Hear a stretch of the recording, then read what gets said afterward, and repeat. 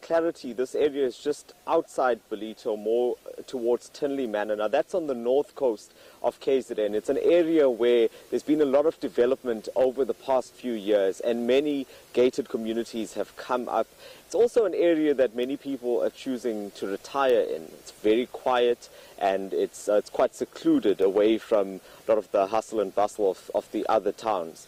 This all came to a head this weekend, Yuveka, when a group of people stormed the land that we are on at the moment. And just to give you an idea of where that is, it's just outside that gated estate that you mentioned, Palm Lakes.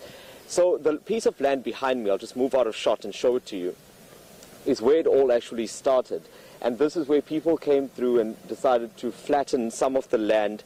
And then over here to my left, I'll just ask Bonga to come with me, is where plots were demarcated, just like this one over here. So there are little sticks and poles that have been erected throughout this piece of land. Other parts of it have been flattened like this, and people have now marked their plots. Even further on, Yuveka, I think you'll be able to see in shot now, there's some cordon tape that's been put up.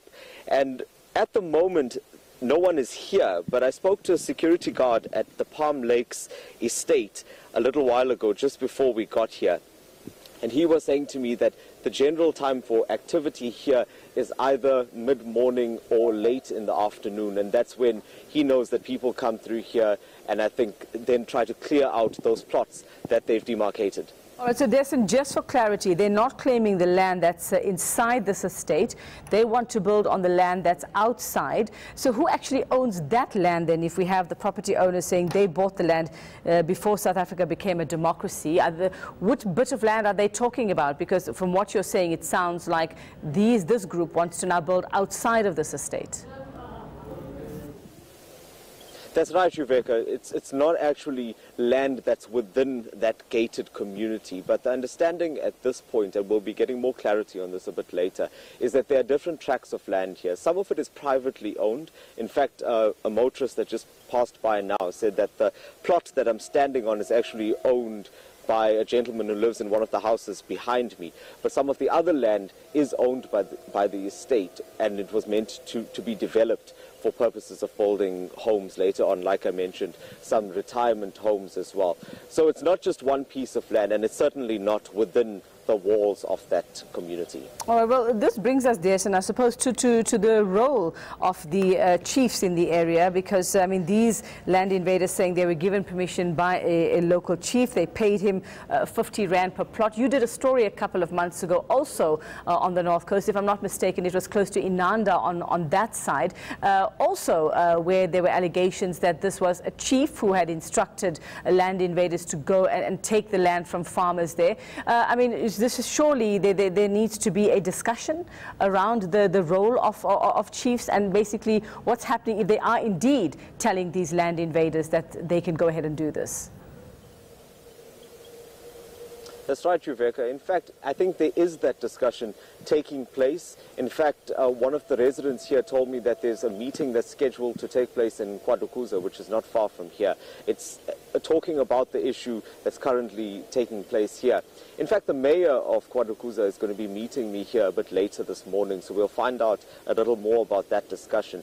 But your reference to the other story that we did is exactly that. That was also a very similar situation where those that had bought these plots of land claimed that they were given permission by the chief and that he was selling off these plots, and some of them had receipts as well saying that they had paid him for certain areas that he said belonged to him.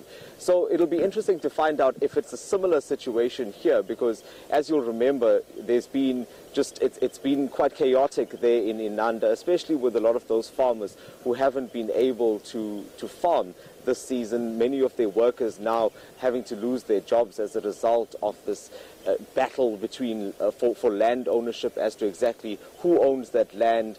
And at the moment, many of them are thinking about leaving the area. So this seems to be the very early stages, and you can see that just from the demarcation. And in Inanda, on the other hand, there some people have already started erecting structures. So one would hope that this issue is resolved soon, and that meeting that we're hearing about is going to take place, and all of those parties can come together and come to some kind of solution.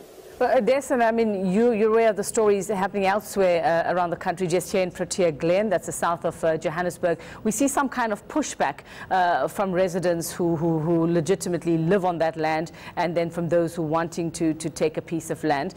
We also saw this happening in the Western Cape last week. We saw a pushback happening there where we saw resulting skirmishes between the land invaders and residents there as well. Has there been that kind of pushback from these residents in both of these stories that you've covered in KZN, or has there been any sort of communication other than this meeting that's happening now, like you say, in KwaZulu-Natal? But are we seeing that kind of pushback where we've seen these two groups come face to face here?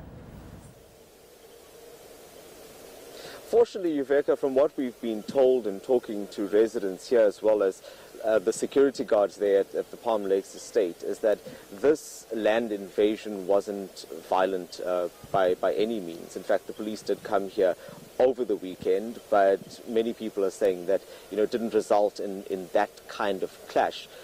A similar situation in Inanda as well. In fact, those residents there and those farmers have rather taken to, they wanted to sit around at the table with the chief there to have a discussion around this issue. There were other parties that were roped in. They tried to get in government departments as well, and eventually the case is now before the courts. So it seems like that kind of approach has been taken so far. There were also some incidents that were reported in the K2 Manor area not long ago. I think it was last year, if memory serves.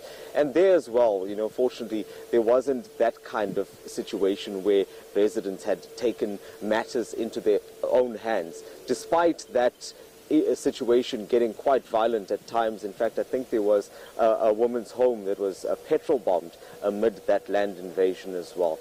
So at this point, it seems like the situation is fairly calm. And as I mentioned, it seems like one would hope that these negotiations that are taking place will resolve the issue. And has there been any word from the local chief involved in this particular story there near Ballito? Not just yet, Yuveka. We did get here a little while ago, so we are looking to speak to the chief, also to get in touch with the mayor, like I mentioned, who's going to be meeting us here a bit later. So if we get an opportunity later on today, we will head out to KwaZulu-Natal and go to that meeting and see if the chief is going to be there and try to find out exactly what's going on. All right, thanks very much for that. eNCA's Dasen Thathiah there on the KZN North Coast. Yet another land invasion looks like it's underway there.